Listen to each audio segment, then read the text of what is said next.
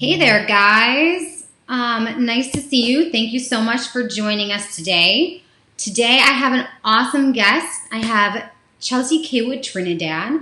She's the owner and founder of Scout Sales Management, and she's has a unique take on being a sales manager inside of our industry on the wholesale side of things. So I thought this would be a great conversation to have, especially for some people out there, some vendors or products out there that would be interested in learning more about our side of the industry of the in-between between the vendor and the retailer. So we're so excited about this. We have another great interview next week coming up that I get to talk to later today about local influencers and how much that can be a great impact for all retailers and everything. So make sure you come back and join us next week. If there's ever any topics you guys want to talk about or want us to touch base on, please let us know. We're happy to do that. We just want to get you guys information that you feel like you need or is going to be helpful to you. And with that said, we're going to go and jump into chatting with Chelsea. All right. Hey there, how are you? Hi, how you guys doing today? Thanks so much for coming on board with us and letting us chat with you. I'm really excited to have you, be part of this whole weekly interview thing we've been doing. And I think that you give a great kind of newer spin on being a sales manager in our industry. So, we'll get more into the specifics of your company and how you got there. But first, I just want to give you a chance to introduce yourself and tell us some about your background before you even, got into the sales management role. Or maybe I should say the Scout Sales Management. Yeah, so my name is Chelsea. I kind of grew up as an industry brat. My dad had a few different companies. Always loved working in independent gift. Always loved working with the sales reps. I kind of grew up going to shows and helping them at markets, from the time I was early high school and all through college. And, got to make this my career. So that was pretty cool. So that's kind of how I learned the ins and outs. And then within working for one of my dad's companies, we launched a really big social media push and did a lot of B2C. So it kind of gave me two perspectives of, a business that's designed to go direct to consumers and how to integrate that with the wholesale side. So it seemed kind of like the new school and old school way. So that was like a unique skill set to have. Yeah. So when my dad ended up selling that jewelry company, I was wondering how I could use that skill set in different ways and kind of merge two different worlds. So that's kind of how I got to doing what I'm doing right now. I love how you are just completely honest about it and you're like, I'm an industry brat. Because really, that's how most of us should just state it. I mean, the reality is I'm an industry brat too. Grew up in the industry my whole life, thanks to both my parents. And it's true. Most people in our industry somehow grew up in it through their parents, through a best friend, or some close relation. And that's really a great term for it. We're industry brats, Oh, and it's so cute. Like, so many of my best reps are like, I grew up, my parents had a general store. And I just think that's the coolest story. Yeah. So many people are like, my parents had, my parents were a vendor. Yeah. My dad, like you even see nowadays, there are people who have a parent who've been reps for years, and then they slowly give their clients over and pass them along. You see that in several different rep groups. So I think it's kind of a unique thing we have going on. It is. There's a lot of, small business, family business elements that, is really cool to see. But we also want to invite people from where. Please understand that if you're interested in the industry and you want to know more, you don't have to be an industry brat. We're happy to welcome you in with open arms. We want to, let more people know about our industry as well and welcome you all. The new blood is critical, yes. Especially just as the world changes. It's so important to get different viewpoints. and teach us new technologies that we can integrate and make for a better, stronger marketplace for everyone. Exactly. So, okay, so you, like you said, you grew up in it, and then what made you decide to take the step to be like, I want to start my own business and I'm going to jump into this? And I mean, obviously, it was from those two perspectives that you meld the two and had the idea for Scout Sales Management, which is that you find vendors from social media platforms and you introduce them into the retail side of things, or I should say wholesale. Rather than just B2C, you help them jump into B2B, which is really important on so many aspects. So what made you be like, I grew up in this and, I've had so many great opportunities, but now I'm going to step on my own and start my own company? Yeah. So after my dad sold his company, I was thinking to myself, now is a good time to kind of push the reset button and build something on my own. And I am a sucker personally. If I start getting Instagram ads or Facebook ads, they wear me down and I will eventually buy it. So I noticed that there was a lot of really, really cool consumable and personal care lines that were doing really, really well on both Instagram and Facebook. And the other thing that struck me about them is that a lot of them have some subscription aspects of it, which is interesting to me because that tells me that they are not one-off purchases. There's something that people love enough to want to, need to have a fresh shipment of it every month or every other month. So as we all know, as, retail stores, that, repeat traffic is so crucial, and that's the exact kind of stuff that we want to have in our stores. Yeah. So it got me thinking about, wow, this is already a great product that would be wonderful to have in a store. A lot of them have gorgeous aesthetics. It's just like a beautiful bottle, great branding, a cool brand story. A lot of the companies are owned by young kids who started this company in their basement during college. Or, them and their best friend were joking around about something and decided to quit their day jobs and go all in. So we love a great brand story. And then really cool about them is that they have really great distribution and social media marketing, and they have the capital to be able to sustain and succeed in our industry. A lot of them have the funds to be able to advertise, to be able to hook up their retail stores with some free samples to give away, with the first order. To provide marketing, to provide some collateral for you guys to share on your own Facebooks. So I just realized, these companies already, rather than starting at with a baby company and teaching them to grow and slowly getting that capital to be able to expand, you're almost starting with a company who is, 65% of the way there. But they're owned by younger people who have all the experience when it comes to Facebook algorithms, Instagram algorithms. So I kind of create a great bridge where I understand what they're talking about. I get their language, but I'm teaching them about brick and mortar wholesale, which is something that they do not have any idea about. So rather than them relearning everything for themselves as, with a huge learning curve, they kind of skip all of the, any question in the air. And I get them integrated. I find them the perfect rep group within our industry. I make sure that their shows go off without a hitch and have, great incentives for the stores who are opening with us. Make sure that their pricing is on point. Make sure the reps have all the tools they need to really succeed.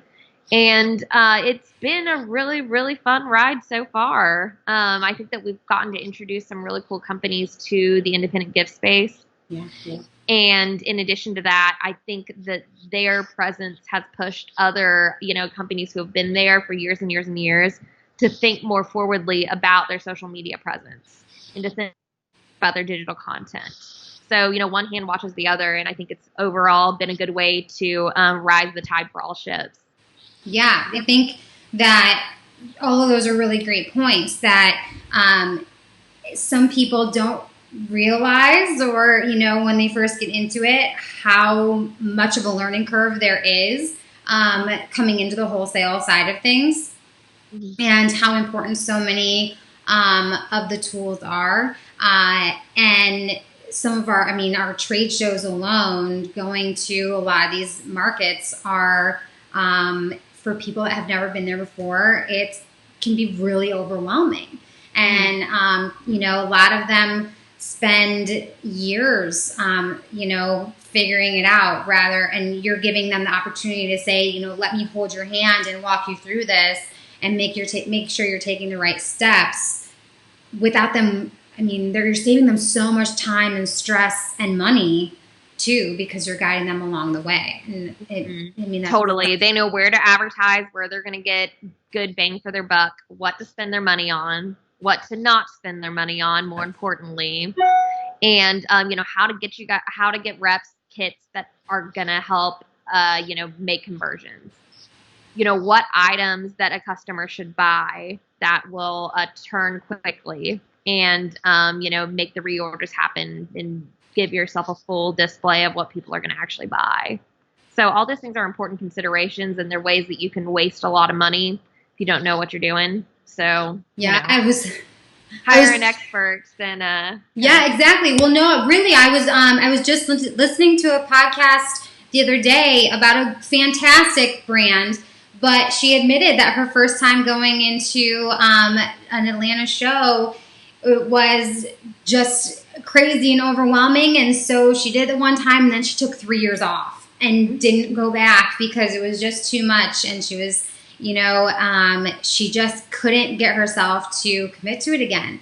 And then thankfully when she went back 3 years later, it was all a success, and her company has taken off from there. But what a great, for any brands out there that are interested in thinking about this, give Chelsea a call, because let me tell you, she can really make your life a lot easier, and will escalate your business so much faster, because it's a lot. Well, and I think about those people who, they want to get into wholesale. I'm not kidding. I know, big, $15 million, $20 million companies. I want to get in wholesale. They don't know exactly how to do it, even though they've totally managed the direct-to-consumer aspect. They get a booth. It's in the very back. We all know the Temps in Atlanta or in Dallas. If you have a terrible location, no one is going to walk by. They don't fully understand how it's going to do, so they end up just hiring a temp from the area. Yep. And then they go home with 3 orders, and they're like, that was a terrible waste of time. Well, I can tell you why it was a waste of time. You had a terrible location. You had to spend money to build a booth from scratch. That booth that you built from scratch probably doesn't look great.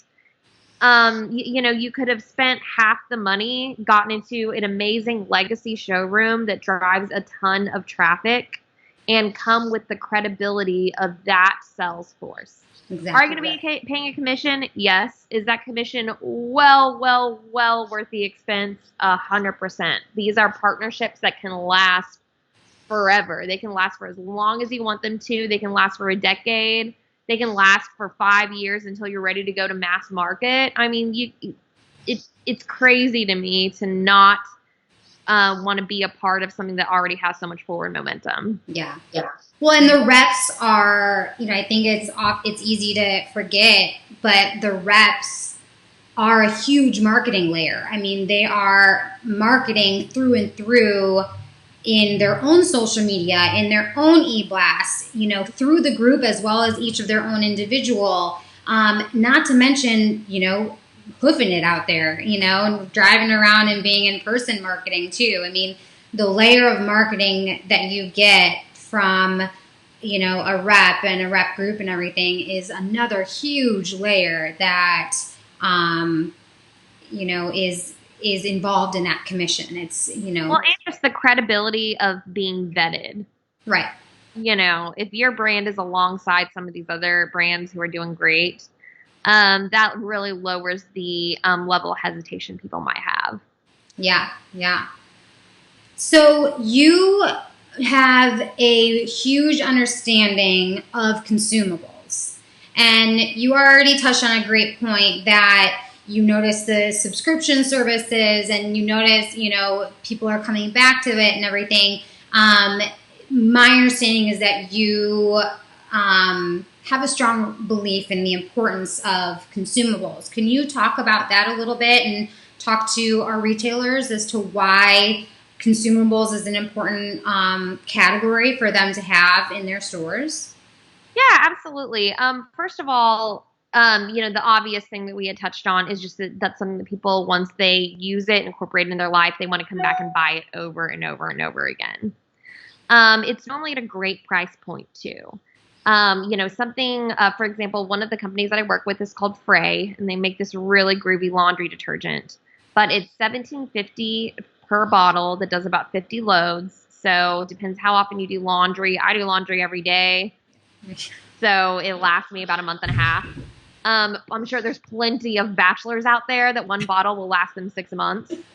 But I mean, really, once you adopt something, it becomes a big part of your life. You want that smell on all your clothes. It's something that you want to repeat. And there's so many line extensions. Like you get the detergent, but there's also dryer sheets. There's fabric conditioner. There's several different aspects of it that you can expand into. Now we've done shampoo and personal care because people are so addicted to the scents.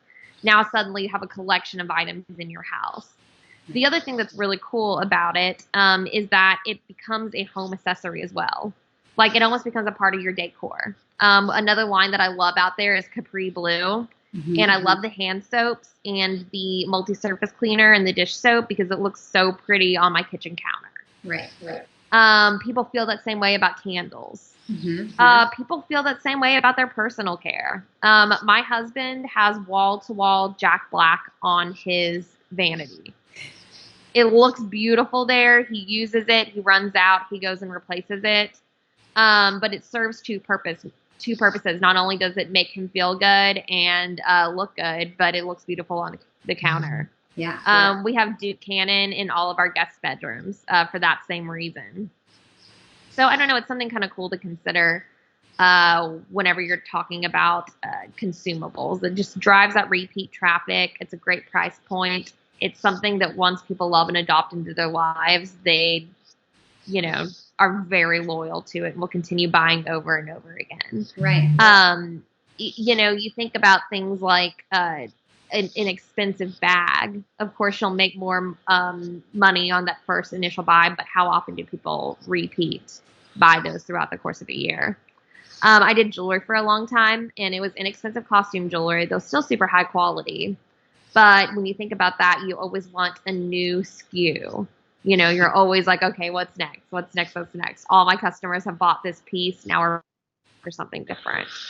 So there needs to be space for every different type of category within your store. Absolutely. To give it a really good, well-balanced, and then to drive the repeat traffic, but still have new things for people to buy that aren't necessarily consumable. Right. And, we're seeing a trend too with younger generations wanting to make sure that things are very practical. So the fact that something can look good on a shelf or on a countertop and be, actually used is very appealing. Yeah. So I know I am a stickler, and my husband has now learned this about me, that if you give me a gift, although I'm thankful for any gift, I especially like a gift that is practical and useful. It's just, something about me that I love it if it's practical and useful. Yeah, something that you lose and doesn't just sit on the shelf. You're not just like, oh, this is cool. Right, exactly. So, although that was a really big thing for a long time, so, it's just, the trends have shifted. So it is definitely a great product category. And you're right, too, that it can span a wide range of items from actual personal care to, candles and things like that. So yeah, you have candles, you have home cleaning products, you have personal care, of course, but even things like, linen spray. That's an amazing consumable that you'll need to rebuy once you fall in love with it and use it all. Yeah. There's so many when you think about it. Yeah. So you are working with lines that are very used to and comfortable with the B2C. and you are encouraging them to open their eyes to B2B and pushing them into the retail space. What is it that makes you passionate and, you know, obviously a strong believer in the strength of the actual retail space, you know, the brick and mortar stores? Well, a big part of my pitch actually is that being in a brick and mortar store, not only are you making money from it, but it also functions as a really powerful advertising arm. Think about how many people who fall outside of that algorithm that they spend money on who are going to walk into an Ace Hardware, walk into a boutique, you know, walk into a pharmacy and see a new line they've never seen before and fall in love. You know, you might be on Instagram and be able to connect with, you know, millennials and Gen X, but, you know, what about, you know, people my parents' age? I don't think that, you know, the companies I'm working for would necessarily fall into their algorithm, although there are things that they would love to use and enjoy. Right. So whenever I first got started with this, I had a few companies who were like, well, you know, right now our margins are just built for B2C. We're going to make really, really slim margins if we go down to wholesale just because, you know, with different factors. But we're curious to see how it does. You know, if we break even, we're going to be pretty happy just because we see it as such an advertising arm. And then they've been totally surprised at the number of reorders they get, at the number of frequent reorders they get. So it's really turned into a great revenue arm for them as well as advertising. Well, yeah, So you know, I think it's easy for people to forget, or for some of these vendors, especially vendors that have only been doing B2C, don't have a full understanding of the massive importance of a retail experience. I mean, there is, you know, true thing as retail therapy of not just, you know, spending the money and ordering, but also people have a love of physically going shopping and going into the store, and it's a full, you know, see, touch, feel, smell experience. And I mean, heck, now more than ever, people have been craving that adventure of, you know, getting back into stores and having that experience as well. So there's definitely a completely different experience involved in the retail, the brick and mortar retail space, rather than, you know, placing an online order. And it's such an ecosystem. I feel like, you know, 7 years ago or so, whenever my dad's jewelry company launched their B2C division, there were some customers who were very, very aggravated and afraid. They were like, well, now that you're advertising on Facebook, people are just going to buy from you. I think now we've all evolved past that now. Now we all know that any kind of brand exposure is really, really strong.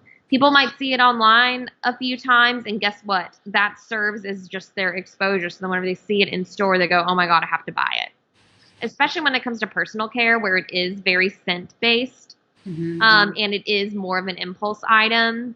You know, people might have seen advertisements for Frey, or Ballsy is another big company that I work for right now. They, you know, people might see it over and over again, but once they see it in stores and they smell it and they realize, oh, this stuff is really cool and legit, that's when they make the conversion happen. Yeah, so absolutely. I honestly think one hand washes the other, and all together you build a strong ecosystem that helps every single different channel that you have. Yeah, and I know one thing that you and I have talked about is the importance of these retail stores also making sure that they are also using all of these online tools and marketing spaces and social media platforms as well. Don't just leave it up to, you know, your vendors and, you know, brands and whatnot to market their products. Make sure that you're out there marketing yourself and your store and your company with all your products that you hold. Can you talk a little bit about that? And I know that you have a whole session on this next week, so I won't go too in depth. But I have been really excited by the amount of ROI that people have seen by utilizing local influencers. Yeah. And honestly, that doesn't have to be someone with 10,000 followers. It can be someone with, you know, 800, 1,500, as long as there's someone who's, well respected and, people like, who are kind of seen as a leader. And invite them for a try on session to just try on some of your accessories and your, the clothes that you have. Or even just come in your store and, do a quick, take some videos on their phone of some interesting stuff that you have. That's been a great way to organically get some excitement and make people feel like, oh, they're an actual store that people shop in. It's not just some faceless company. Yeah. So we've had some awesome success with that, and I highly recommend you all to give it a try as well. Yeah, influencers are not just for the brands to go to. They're definitely open for you as a local store to reach out to as well. So I think that's, but, and influencers, as everybody knows, influencers are pretty much experts on all these algorithms with social media and, Facebook and Instagram and TikTok and all these things.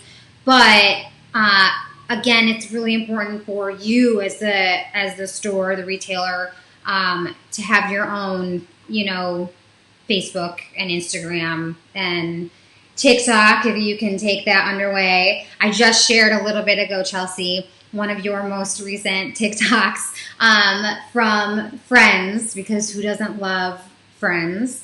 And so yeah, if you guys missed that, I posted it not long ago on our page. And Chelsea, over quarantine, has become like a TikTok expert. I have to ask, where do you have, what are all these wigs and everything coming from? This is the most ridiculous part, is that it's all just in my house.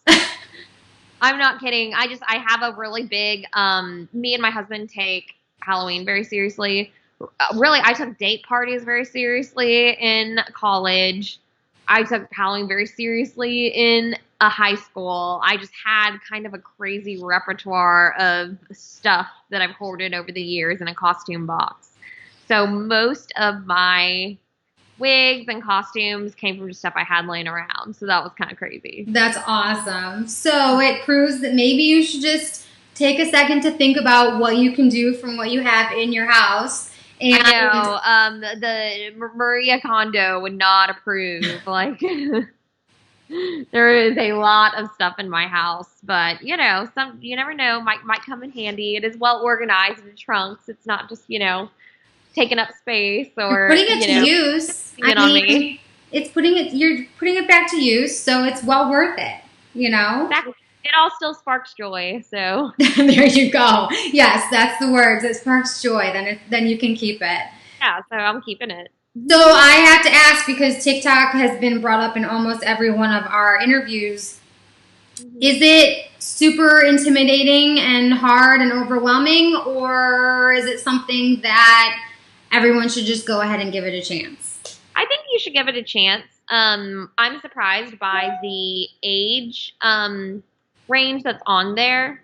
I mean, they're at every age. I used to think that it was just for, I do Big Brothers and Big Sisters. I thought it was just for people their age. That is so not true. And some of the biggest accounts, are boomers or Gen X people. And it's so cool. One of my favorite TikTok stars right now is Tabitha Brown, and she makes vegan recipes. And it's incredible. Just over quarantine, she saw her daughter messing around on some app, and she just decided to start recording videos of herself. And now she has a book deal. She has an agent. They're working on shopping around on one of the streaming networks. You're never too old to learn new tricks. It's something that you should dive into and, not be afraid to teach yourself and see what there is to learn and what can be gained from it. So, and again, this is not, I think it's easy to put ourselves in the mental space of oh, well, this is a personal fun thing, but there's a lot of companies, brands, retail stores, all those things that are using TikTok now as well, to make various, mini ads or whatnot, and they're finding huge success in it too. So, especially if you're comfortable on some platforms and you're ready to take on another challenge and learn something new, dive in, give it a shot, and Oh yeah. So one of my good friends owns a boutique here in Tulsa, and she obviously has lots of really cute clothes. And I was talking to her, and I was like, you need to have one of those adorable clothing change, and it's really fun. It's very easy. I'll share one of my little tips. You can time out for how long you want each clip, and right as there's 1 second left in the clip, then you jump up, set the timer, jump up again, change clothes, jump up again, and then so the video, whenever it plays back, it looks like you jumped in the air and landed with a totally different outfit on. So you think about it, that's a really cute video. There's music in the background. It kind of takes out one of the big mistakes that I see people making whenever they try to make video content is they just get a little rambly. I know that's ironic for me to talk about people rambling because, probably one of my weaknesses. But I like it because you can showcase 5 or 6 new outfits or new pieces you've gotten, bracelets, accessories, purses, whatever you have, personal care items, hold them up. And you take out all of the editorializing about it. Just let people see it on you, let the product speak for itself, and do it in an eye-catching way. Yeah, no, that's a great piece of advice. And for those that haven't tried TikTok yet, a pretty simple, like you said, you can set a timer. It already has music in the background, and take a jump, and and keep it simple. Like you said, that's a great tip to have is pick 5. Start with simple, small, and let the product speak for itself. There's a reason why you place the order and purchase that product, and so your customers are going to like that product as well.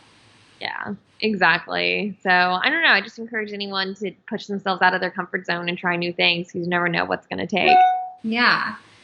So what do you see? Do you have any suggestions for obviously we just mentioned about TikTok and some social media, but do you have any suggestions for these retailers or even, brands and vendors as we're pushing and chugging along, trying to scratch and claw our way through this whole situation and reach the other side of getting out of this or getting through this pandemic? I do. And that's, think about the inventory that you have.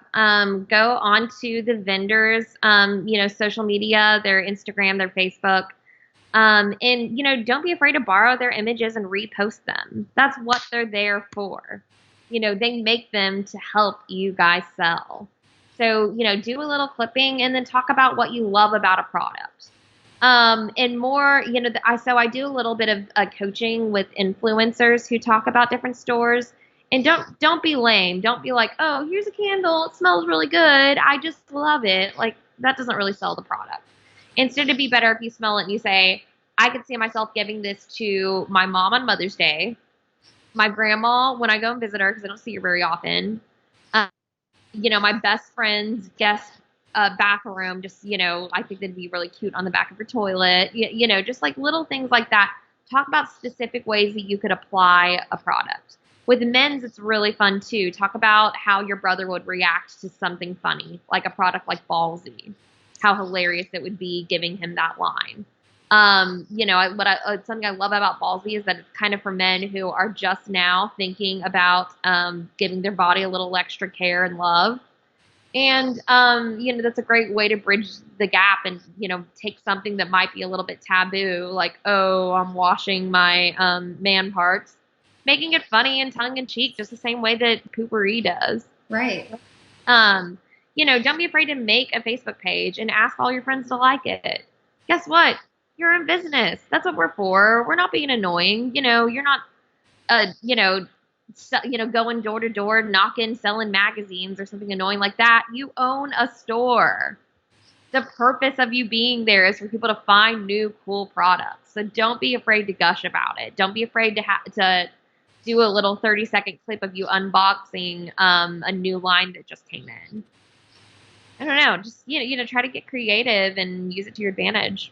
Yeah, but you brought up a great point that is true, and I think a lot of people overthink that it's okay to reuse images from your brands and whatnot. I mean, they're happy and thrilled to see you, reusing that content, and are very much encouraging of that. I mean, of course, it's great to make your own content as well. Don't be afraid of that either. But if you're not there yet, it's okay. And, go ahead and jump on their Facebook and Instagram and things like that. And, snag it. You can give them credit, and, they're all for it. So don't hesitate to do that. Another thing that a lot of great brands do is if you have it beautifully merchandised and then you post your own picture, guess what? They'll steal it and put it on their own page too. So think of it as a partnership. That's right. Yeah, which we see all the time. So that's a great point. All right, Chelsea. Well, thank you so much for stopping in with us and giving us some time today. I'm going to end our discussion with a few of our questions that I ask every interview. What is your favorite book, podcast, or blog? Okay, so this is going to sound funny. I mean, I was thinking about this. Everyone knows, the typical people who are in business. Everyone loves Malcolm Gladwell books. Everyone loves Freakonomics. Everyone loves the Create and Cultivate girls. This is very, very random, but I was thinking probably no one else has said this. I love this podcast called Circling Back. Ooh, it is the boys who are on there actually started Total Frat Move, writing this down 10 or 12 years ago. So I was in college when these frat boys started this blog that I thought was so funny because they would just basically make fun of different stereotypes. They were basically just making fun of themselves, which I loved. Now, obviously, that kind of culture, that kind of forum, you could see it kind of maturing in some, nefarious ways. But I've been so impressed with how they've grown up to be really, really thoughtful, kind, caring young men. And I feel like I kind of grew along with them. So it's cool that they have a podcast where they kind of just talk about events, talk about silly things in their own lives. They're all married and half of them have kids now. They're my age, and it's just fun to have seen them, grow up the same age as me and deal with the unique set of circumstances that I think a lot of millennials deal with in the workforce. So yeah, cool. I'll have to check that one out. Mm-hmm. What is the most important tool in your toolbox? This can be a mental, state of mind or an actual physical tool.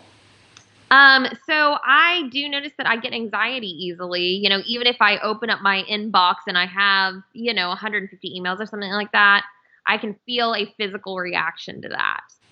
And I have definitely noticed over quarantine, especially, if I take out the 45 minutes or an hour for myself to lift weights, to run on the treadmill, to run around the block, to go play a doubles match or something like that, I come back ready to kick butt and just plow through everything I need to do.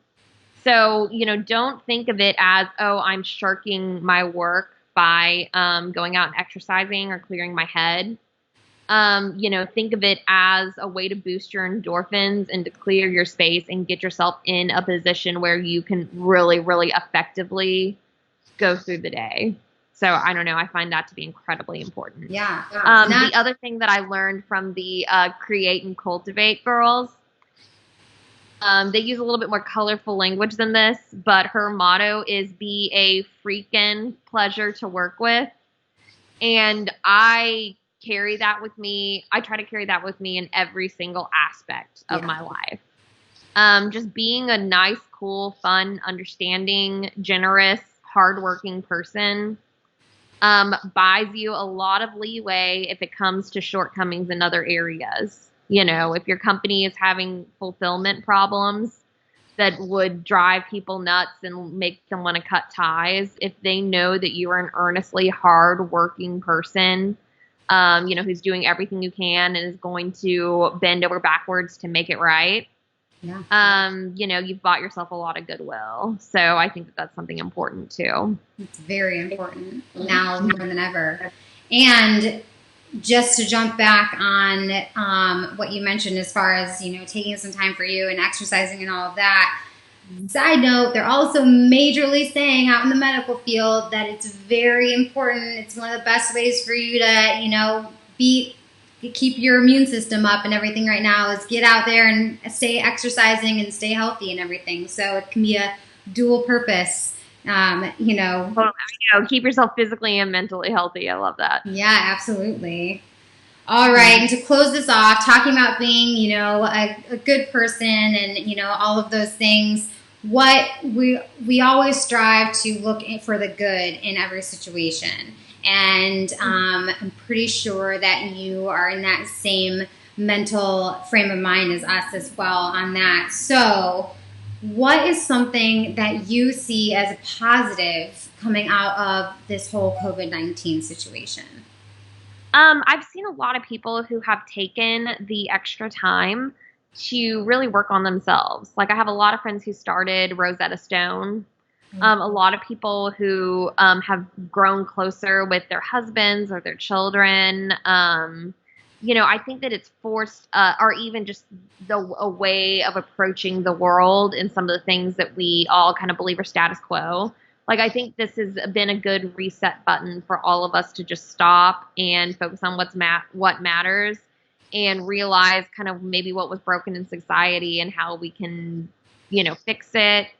Or, maybe what was broken in our, personal relationships or even just the way that we feel about ourselves. And it has given us some space to work on building a better future. So I think it's kind of cool. Yeah, absolutely. Thank you so much for joining us today. I really appreciate it. We wish you all the success in the world and your company. And again, if you guys are a new vendor or a vendor that is been killing it with B2C and you're interested in checking out the wholesale side of things and getting into the retail space, call up Chelsea. She will help you take off years and save you tons of money if you give her a call. So Chelsea, can you tell everybody how to get a hold of you?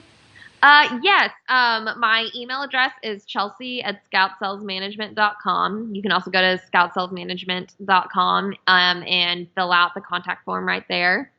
Or drop a message in this live feed, and I'll contact you myself over Facebook or something like that. Yeah, if you guys, make it easy as possible, you can absolutely leave a comment. You can message us directly. We'll put you guys in direct contact with her as well. And we can't wait to keep cheering her along and see your massive success continue to grow. So thank you so much. Thanks so much for having me. This has been great. Talk to you soon. Bye.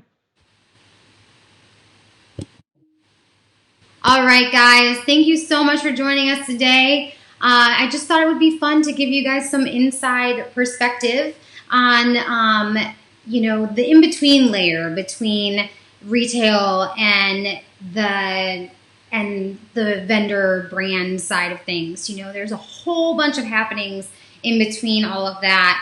And part of what we like to do at And Sales is also, help people break into getting into retail and all of that. So we try to, reach out in multiple formats. So send this along, share this message if there's anybody that, you think is interested in jumping in, and we're happy to answer questions. And from there, we look forward to talking to you guys next week. Next week, we have one of our local influencers talking to us, and she's gonna, I feel like, open your minds to a whole access of things that is out there in your local area. So we look forward to that, and we hope that you guys come back and watch us again soon. Have a great day.